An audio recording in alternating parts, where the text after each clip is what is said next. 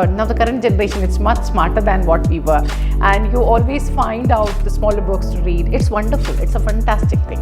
Real struggle starts after the internship. How to make that easy for them to remember, and also how to make it applicable for the clinical scenarios from day one.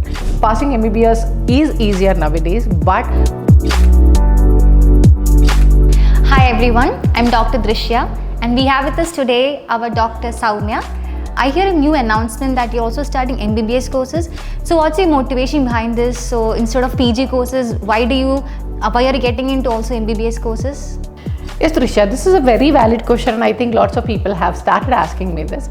But like when I did my MBBS, we used to be more of a concept-based thing, and the teaching used to be more of a concept-based. And we have read books like Genong, Gaitans, the biggest ones. But as I can see now, obviously, it is the generations which change, and now the current generation is much smarter than what we were. And you always find out the smaller books to read. It's wonderful. It's a fantastic thing. But what we see after the MBBS is this real struggle starts after the internship, because till the internship you're protected, right? After the internship, your real challenges in the world starts with the NEET PGs. Or you want to do a specialization, or you want to go for a higher studies. So for all these, whether you take a PG, whether you take a international membership, the baseline should be perfect. That is your concepts. Even you take MLE, PLAB, anything. All the sort of questions what they ask is basically the applied knowledge or the applied concepts. But what I have seen, because I do go for a lot of Campus Connect for the medical students, what I see is some of them are extremely good, some of them actually have a problem in understanding the concepts. And it is not only we are focusing on India, we are focusing globally, where my intention or my motivation of creating this MBBS, StudyMBBS, is basically to help the budding doctors to understand the concepts and to make them very, I would say, ease when they come for their higher specializations.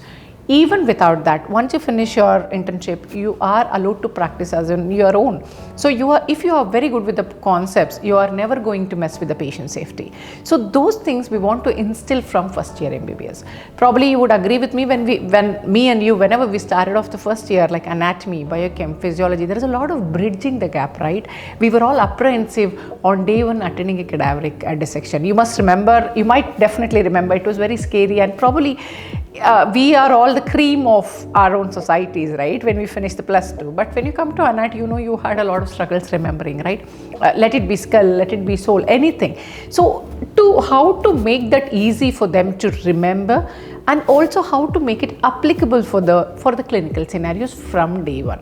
So that is what my thing was always about, because whenever we think of creating any new course, the R&D first works on how we can make it comfortable and understandable for the students, because we have seen people across the globe who have a lot of issues in understanding the concepts. So that's the first and foremost thing which I wanted to make it easier for everybody.